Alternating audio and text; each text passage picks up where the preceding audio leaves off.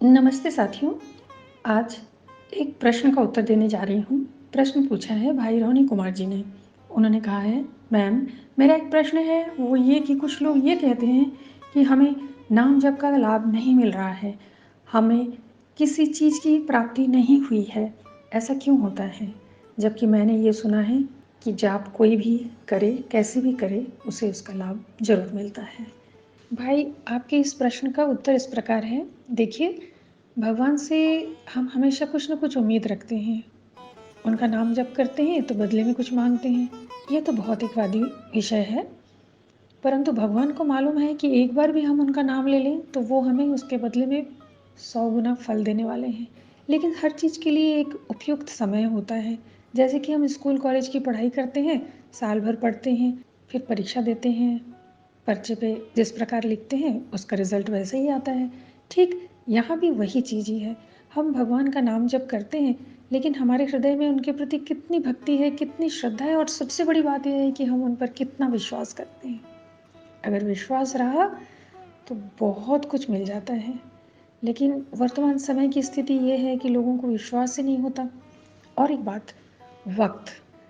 भगवान को मालूम है कि वक्त आने पर मैं दूंगा, तभी जाके उसका भला होगा।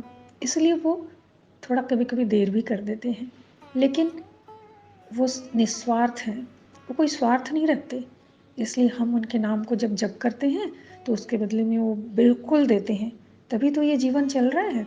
चलो हम इसको थोड़ा और भी अच्छे से समझ लेते हैं। श्री गीता जी के अध्याय 7 के श्लोक 25 में भगवान श्री कृष्ण ने कहा है, ना हम प्रकाशः सर्वस्य योग माया समावृतः मूढ़ो यम नाभिजानति लोको माम जमाव्ययम्।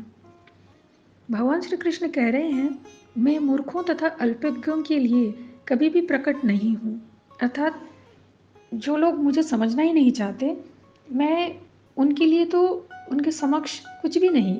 अर्थात ना तो मुझे कभी समझ पाएंगे, ना तो मुझे कभी देख पाएंगे, ना मेरे रहस्यों को वो महत्व देंगे, और ना ही मुझसे प्रेम और भक्ति करेंगे।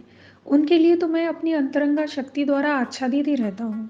अतः मेरी जो अंतरंग शक्तियाँ हैं उसके द्वारा मैं अपने आप को ढाक के रखता हूँ, क्योंकि वो मुझसे भक्ति नहीं करते, मुझसे प्रेम नहीं करते, तो फिर मैं कैसे उनके सामने जाऊं? यहाँ भगवान फिर कह रहे हैं, अतः इस प्रकार के जो लोग होते हैं वे यह जान नहीं पाते कि मैं अजन्मा हूँ तथा अविनाशी हूँ। इसी प्रकार श्रीमद् भागवत में श्री कृष्ण की बुआ जी कुंती जी ने अपनी प्रार्थना में कहा है कि भगवान श्री कृष्ण और उनके जो भी अवतार हैं वे सारे अपनी योग माया के आवरण से आवृत हैं। अतः सामान्य लोग उन्हें समझ नहीं पाते, देख पाना तो बहुत दूर की बात है। और ठीक इसी प्रकार हमारे जो शास्त्र है ईशोपनिषद, उसमें भी योग माया आवरण के विषय में इस प्रकार कहा गया है कि जो भक्त ईश्वर की महिमा को समझ जाता है वह अपने प्रभु से प्रार्थना करते हुए कुछ इस प्रकार कहता है, हे भगवान, आप समग्र ब्रह्मांड के पालक हैं और आपकी भक्ति सर्वोच्च धर्म है। अतः मेरी प्रार्थना है कि आप मेरा पालन करें। आपका दिव्य रूप योग माया से आवृत है। ब्रह्म ज्योति आपकी अंतरंगा शक्ति का आवरण है। कृपया इस तेज को हटा ले भगवान, क्योंकि यह आपके सच्चिदानंद विग्रह के दर्शन में बाधक सृष्टि कर रहा है। मैं आपको देख नहीं पा रहा हूँ। तो इस प्रकार भगवान से प्रार्थना करनी पड़ती है, तब कहीं जाके भगवान के दर्शन होते हैं, उनकी महिमा को हम समझ पाते हैं, उनके नाम जप की महिमा को हम समझ पाते हैं। यह हर किसी के बस की बात नहीं है। हम जो यह राम राम कह रहे हैं, जरूरी नहीं कि सब कोई इनकी महिमा को समझे, राम नाम जपे।